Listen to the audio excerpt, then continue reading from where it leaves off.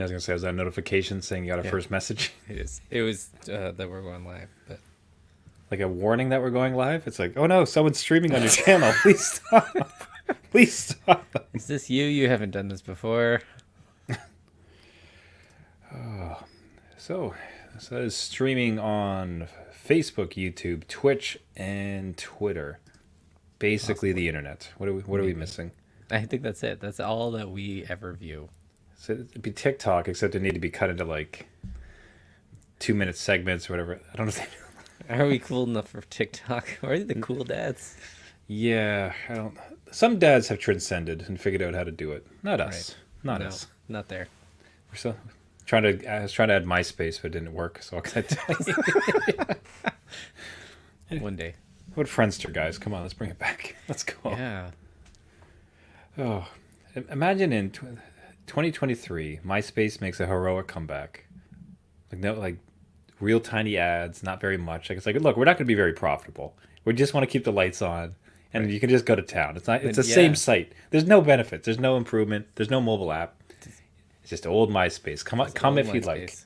That's right. You can message on ICQ and you're good. Oh. And you're good. And it takes the internet by storm.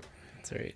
Okay, with that hilarious banter out the way, let's get the show on the road. We are streaming all across the webs to all the dads, and we'll get this show started because we are live. The adult beverages are poured. The kids are asleep. Welcome to New Dad Gaming, a show about fatherhood, gaming, and new fathers figuring out their gaming lives. My name is Trevor, and I have a 7-year-old and a 5-year-old. And I'm Jeff. I have a 12-year-old and a 9-year-old.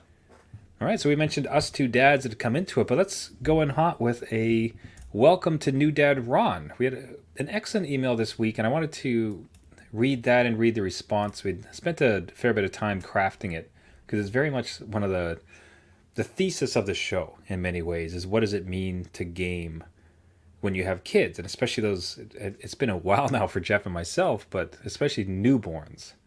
And Ron wrote to us, father of 4-month-old twins here. So that is the double rocking both That's shoulders. At So least Ron, it's both arms, like right. You just so Ron, the heroic father of twins. As a hardcore gamer, it has definitely been an adjustment into fatherhood. I just found your podcast.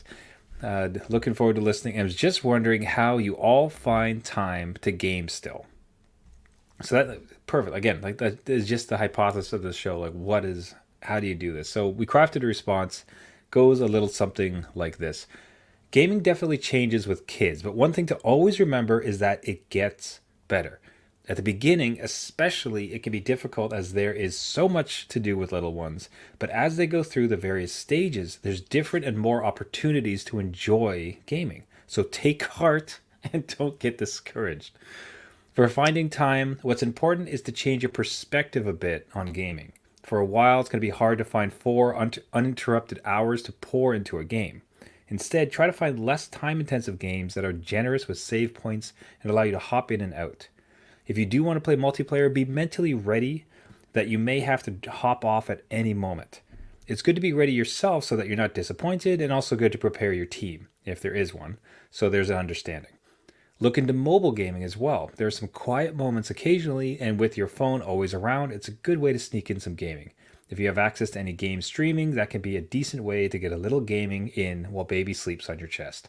So, overall, prepare yourself for the fact that it will be different and amazing, and experiment with some ways to keep the hobby alive while you're enjoying your beautiful new reality of being a father.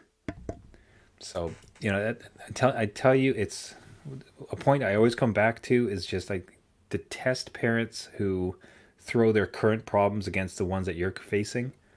So yes. that, we will ring it true from the show as many times as we're allowed to. Like it gets better, it gets so much better. It's always different and it's always amazing in its own way. But ultimately, like things kind of come around and things get so much better for you. So keep it up, change perspectives, find ways to do it. You can absolutely get a little bit of gaming in between. And man, hey Ron, welcome to the New Dad Gaming fold. Yeah. So Yeah. happy to have you aboard. Now, one such service that could help with that, sneak in a little bit of gaming, perhaps while baby's sleeping on your chest, was Luna. This is Amazon's foray into the mobile streaming wars. And Jeff, I understand you actually had a chance to try it out this week. Yeah. Do we know that this launched? Because that was my first question. I I too got the Amazon banner saying like, "Hey, Yeah. as because I have Amazon Prime, it's like, did you know that with Prime you get also Luna?" So like I click and like was checking it out. So I think it's been kind of a tepid rollout, but I think it's live. Yeah. It seems like they're just a soft launch just to see how things hold up. But yeah, so I dipped into Amazon Luna, and like Trevor, I have an Amazon Prime account, so I'm linked into a bunch of their games already. Which when you log into the service, that's what you're presented with. You're like, hey, these are the games that you can play right now through your subscription for free. And then I think they have other tiers. So much like other gaming services, like, hey, you pay, I don't know, $10 a month or something, and you get the plus version of that. And then you pay a little bit more and you can link to, I think Ubisoft is like one of them. So anyway, I dipped into the free tier because I'm like, whoa, I didn't know I had this.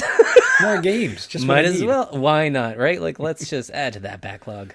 But I tried it on my phone, and again, you're not installing anything. It's just straight through the browser. You add a shortcut to your home page, your home screen there, and you're off flying. And it kind of it lets you know, hey, you don't really have a controller right now. Are you sure you want to do the on-screen controls to figure this out? But I just went along with my phone and I booted up Mega Man. Nice. Thinking that like let's test the lag on this system, right? Like Amazon runs what half the world in servers, so let's see what they can do with it. And honest to God, like this was the thing. This was silky smooth. Mega Man was there was Wow. no lag on it whatsoever. Went through Mega Man's hard. Okay, so I didn't get too That's a far in it. It's just super twitchy. Like I'm really surprised that was your that they would suggest it, and Yeah, then that you would try it because that requires such precise timing, right? it does, and it was just one of the ones that I immediately thought like if you're gonna experience any lag, like that's where you're gonna feel it. Right, that jump isn't timed perfectly. You're either dead or falling down a cliff or whatever, right? So yeah, super smooth on my phone. It didn't seem to like other services really heated up my phone, and maybe that's because it was like processing through the hardware on the phone more. But this thing was keeping cool. I was going through Mega Man levels like and booting in and out. There was no lag or load with it. Granted, Mega Man's a pretty light game, but it was interesting to kind of feel it out, and I was intrigued. It was like one of those ones where like, huh, maybe this could come in handy, and maybe I can play some other games on here that I wouldn't necessarily get through my other services I have. Like I already have Prime, so why not see if I could play these games on my phone and link it even into the Steam Deck and boot it from there, right? Oh, so immediate Steam Deck tie-in for sure. Yeah, yeah, The what I found interesting with so I have at some point or another I believe I have an Ubisoft game. Like I know I have an Ubisoft account, yeah, and as best I understood is that if I purchased a game on Ubisoft, Luna can stream it for me. So although like unfortunately I went through some authentication hell, so I tried to. Well, it's like okay, you just gotta link your it account. is. Cool, go log in. It's like oh, that's Yeah, not your password. Great. Email, forget password, two-step authentication, blah blah blah blah. Your password's right. not strong enough. Sign in again, and I'm looking at the signed in screen. I am logged into Ubisoft, right? And then I Yeah, go back to Luna. It's like okay, I'll just pop you over. You can try to log in. It's like oh, that's not your password. I was like, what are you talking? I'm literally logged in. I I'm right in know. here with the password. So chalk that up to like tech woes, but would you find yourself if it does end up being kind of a useful service for you because you can take it on the go with your Steam Deck or your phone? Would you ever consider purchasing a game on Luna as a streaming only? No, and I think that's just because Hard like pass.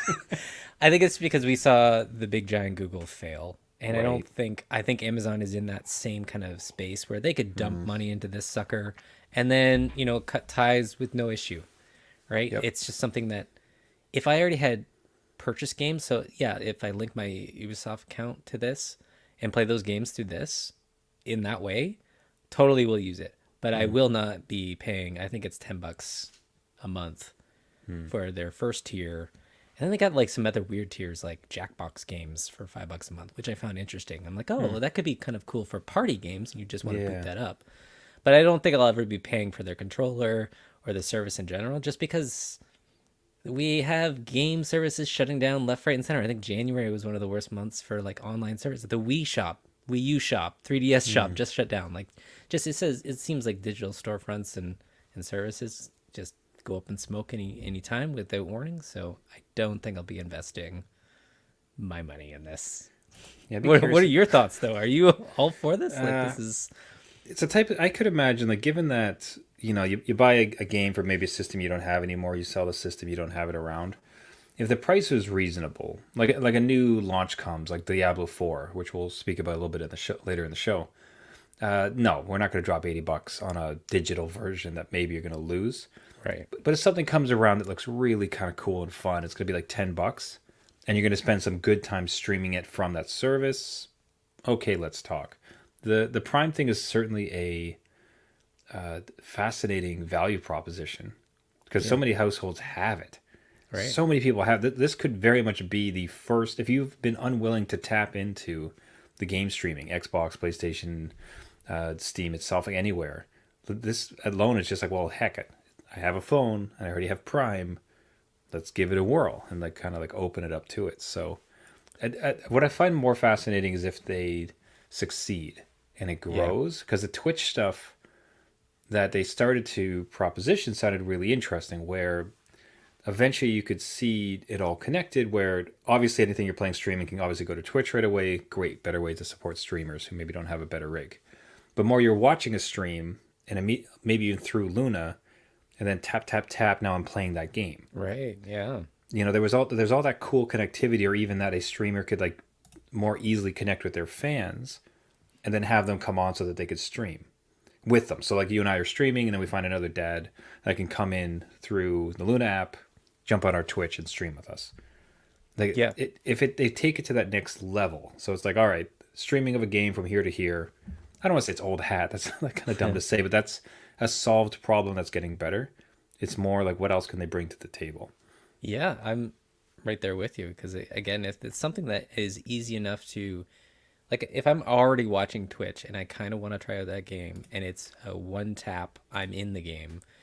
That to me is worth the convenience of trying to find it somewhere else, maybe a demo or whatever service, or going to the couch or a different screen.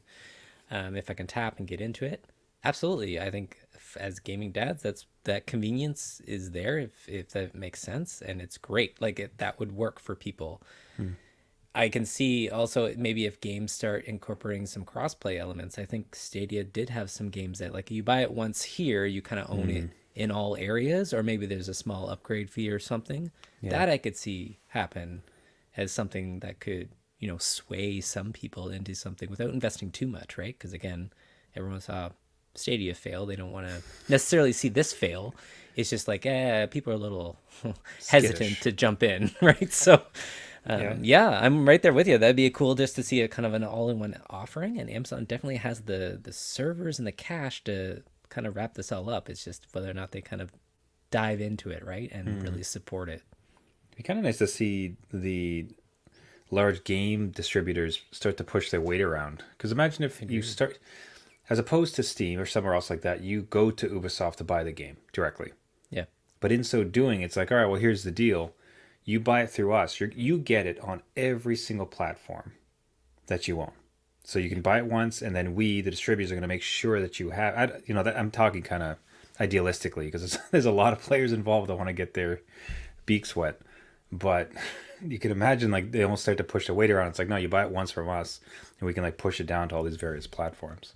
So the way I can see that happening, just as you're saying it, I'm like they're gonna go subscription services. So much like Luna, they have a Ubisoft subscription add-on, right? So if you get Square Enix getting their subscription service, and then just Capcom gets their subscription service, and now you're in a cable kind of tiered system.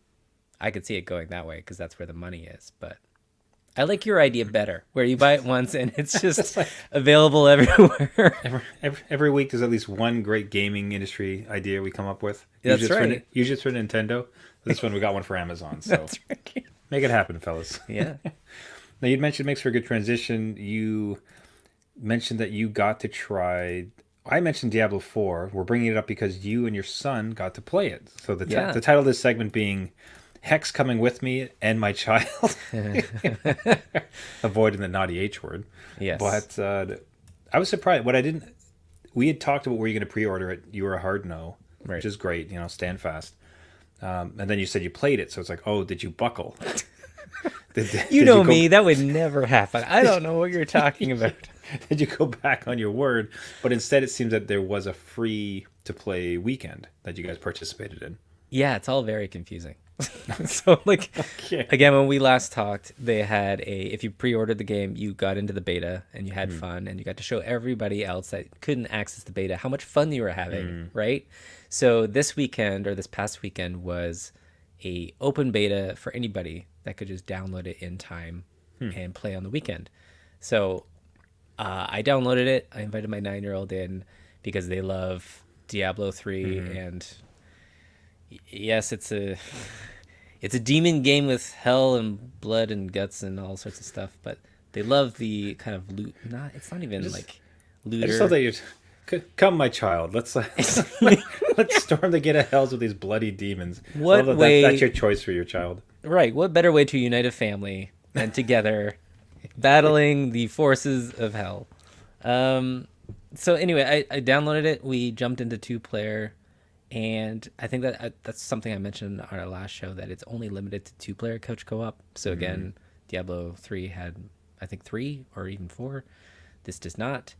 But man, the graphics in this thing, they took their time and they definitely did it justice. It is so, I don't want to say like just boring words like amazing or awesome. It's back to that kind of Diablo 2 nostalgia realism kind of feel to it. Whereas Diablo 3 kind of felt a little bit, not cartoony, but it was just, I think it was the graphics were toned down to have it kind of run.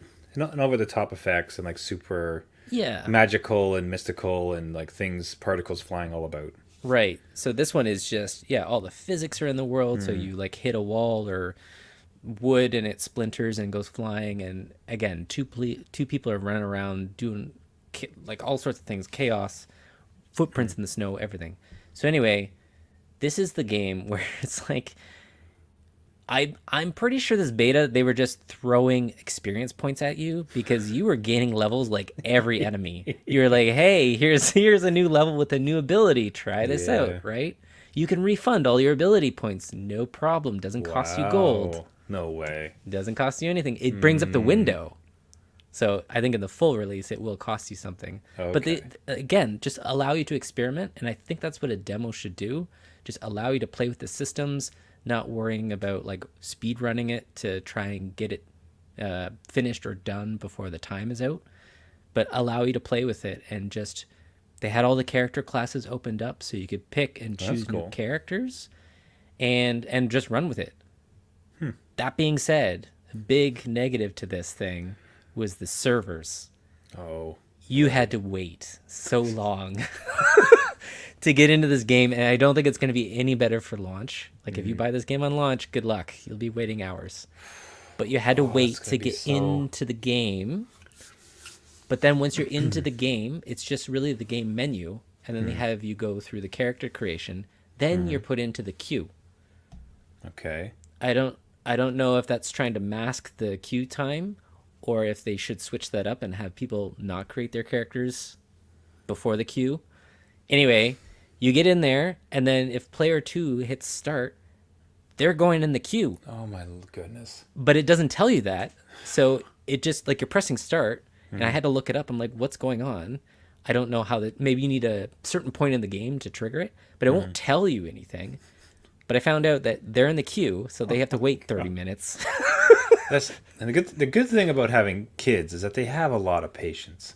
They kids love waiting. Love it, right? It's all about it. Exactly. So I create my character, and my 9-year-olds run around with it for 30 minutes until I can get their character in, which again, they go through the same process of, hey, do you have this Blizzard account? Oh, you don't? Oh, you got to sign up for that. Oh, wait, what age are you? Okay, you got to get your parent to sign off on that.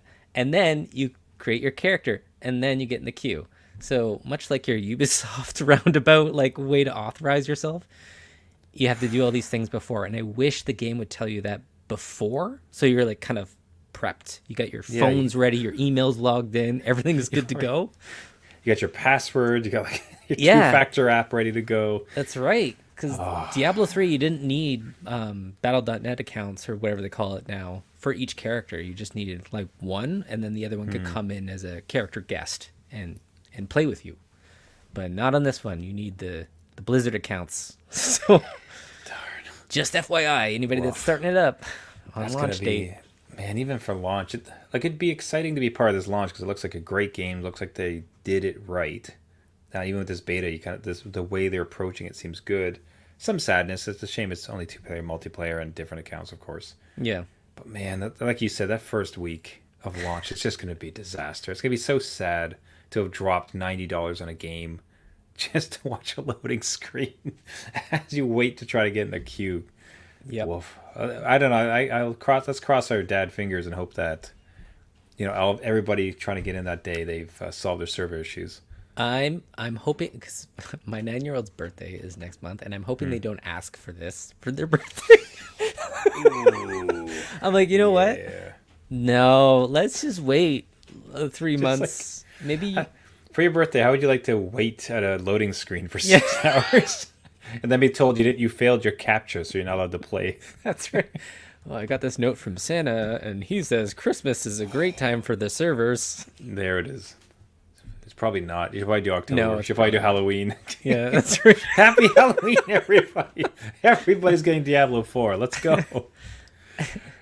Oh, awesome. So that's interesting. Hey, any other gaming dads, if you played this game, if you got in, if you actually got past the queue, and more interesting, much like Jeff, you're able to play with your kid, write us a note. Let us know how that experience was for you, and if we should start a dad guild for running through Diablo 4. You can reach us at newdadgaming.com or on Twitter at newdadgaming. So Jeff's playing the latest of the latest. I am playing the oldest of the oldest. We don't go through an episode without talking about dear sweet Minecraft. No. But this week, I'm just playing it myself, man. This is Dad, unencumbered, just playing Minecraft. This is you, eh? You're just in Minecraft by yourself. So I myself this week have been playing Minecraft. Wow. Just by myself, and I'm not grinding for my kids' sake. I'm not doing it for them. I'm not trying to get better for them. I am just playing Minecraft. So yeah, it's weird. It's very weird. So It is weird. Come with me on a journey. So the Take me along, Trevor. What are you doing? What are you mining? So the reason for this is just the kids' latest spiel, and it's a ton of fun. And I love that they want to play with me like this. But they will ask, "Hey, let's do survival. Let's do a new world, right?" And every single time, it's always like survival, new world, Right. and okay, so we get into this biome, and like, all right, we fight. Okay, we finally got a house. Okay, we got enough sheep. We have some beds finally. Get some armor. Like, oh, I got some iron. It's that struggle. It's that grind. Like that very first game part of it, right? Yeah. But you've managed through your session that particular day to like have some semblance of progress. Okay, great. And then the next time they play, it's like, all right, new world. It's like, but we just got stuff in the other one. Like, why don't we try to see what else had to see? We've already done this survival part. Let's try to go further. But that's not the part they like. And like, look, man, I'm very much about like, all right, let's play the game you guys want to play. Let's see what we're doing. Okay. But it just started to weigh on me. Because what's next, Jeff? What's beyond the horizon, Jeff? I need to explore. I need to slow down a little bit and take in the sights. So that was it. So I've now bought this game as recorded on this show. I've bought Minecraft, I think, like 6 to 7 times at this point. We should really count because I think you're leading the pack. I think you actually went above my Witcher 3 purchases. Because I have the education edition.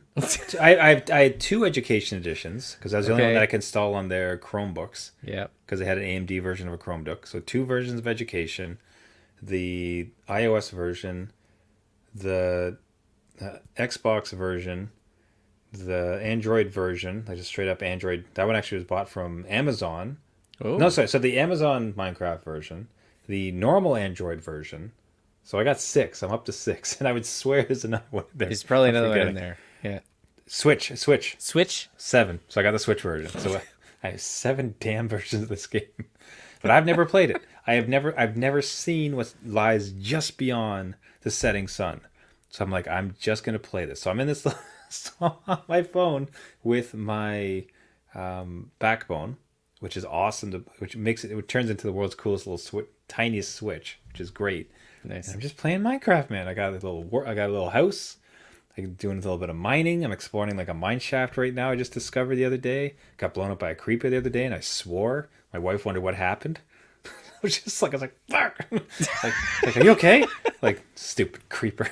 She's like, are you playing Minecraft? What? Is that the kid game? Quiet. Like, Shh, you'll alert them. They'll wake up from sleep and come up. in and see me. So I don't know if any of the gaming dads out there have done something similar. I don't know if you with Minecraft or a different game. It's like it was the kid game. This was the game we always played as a family, but then something just like ate away at you inside where you had to like make some progress yourself. Yeah, not so much Minecraft, but like, and I'm gonna look to you to finish it for me and let me know how it goes. But there was an old game on PlayStation, I think 3, that was called Tearaway, and it was all like construction paper and right. stuff. And I remember introducing it to my kid, and I think he was probably 5 at the time, my oldest, and couldn't work it. So I'm like, yeah, okay, we'll try again, whatever. And then at night I would be playing because I'm like, I want to see what's the next world. This is so neat. It's a cool game. I want to play Yeah, this. I was all like giddy, like, yeah, look at the graphics. But yeah, I'm totally with you. That's just funny how you've. I know at first the Minecraft impressions were like, what did this? Okay, whatever. And then now it's just like, no, I kind of want to like build a small little house in the forest in this world and go out and hunt. If any other gaming dads get into it, well, first it is a fantastic game. Like it really Yeah. is. Like it's so impressive what they've built and how they keep on adding to it. What tip I guess I'll give for gaming dads who are doing it, especially if you do it kind of game before you go to bed type of thing. The music is so relaxing. We're talking like Scandinavian spa, like twinkle twinkle, only time. No, just like Enya type stuff. But no, it's like you have the soft sounds of the biome you're in, like jungle or desert or ice world, and then you have this like soft kind of music going. And as long as you're not getting too stressed about dying to the enemies that are kicking about, it ended up being a fairly soothing type of like bedtime routine to just kind of kick away and slowly dig away, get good compensation for your effort. Just so how can I say, like I'll keep everyone posted, but I was curious to hear if you or any other gaming dads who are listening had something similar where it was introduced played it initially for the benefit of my kids and then just eventually got to the point where I'm playing it for the benefit of me. So hey, gaming dads, do like let us know if you've ever kind of been that same type of boat. Well, I'll do it for this week. We'll wrap it up. Everybody, thank you so much for listening. This has been New Dad Gaming. If you want to want to get a hold of the show, you can find us at our website or on Twitter. So again, a big shout out to Ron, the proud father of new twins. Love to hear about that stuff. It's been one of the greatest parts about the show is just hearing from other gaming dads, other fathers as they're going through it, gaming tips, funny stories, everything else like that. Reach us on our website, newdadgaming.com, or on Twitter at newdadgaming. We'd absolutely love to hear from you. If you like the show, you can find us on all the podcast networks and subscribe. You can find us on Google Play, iTunes, Caster, Spotify. Anywhere where you get your podcast, just search for New Dad Gaming. A favor that Jeff and I would ask, if you could subscribe, and also if you could leave a like. We see a massive impact whenever somebody leaves a comment or subscribes. It really helps the show, kind of boost the signal to get it and find as many other gaming dads as possible. I apparently need to start a Minecraft server. Yeah, I think slash Minecraft support group for fellow dads. So like, we gotta get out there and find. There's got to be at least one other guy who's bought it more than I have, maybe, I don't know, and eventually just decided to actually play it at some point. So hey, we'll find them. Listen, everybody, so great for you to listen. Thanks for stopping by. Till next week. My name is Trevor, and I have a 7-year-old and a 5-year-old. And I'm Jeff. I have a 12-year-old and a 9-year-old. And remember, just because you became a dad Does not mean it's game over. all right, see you next week. See you later.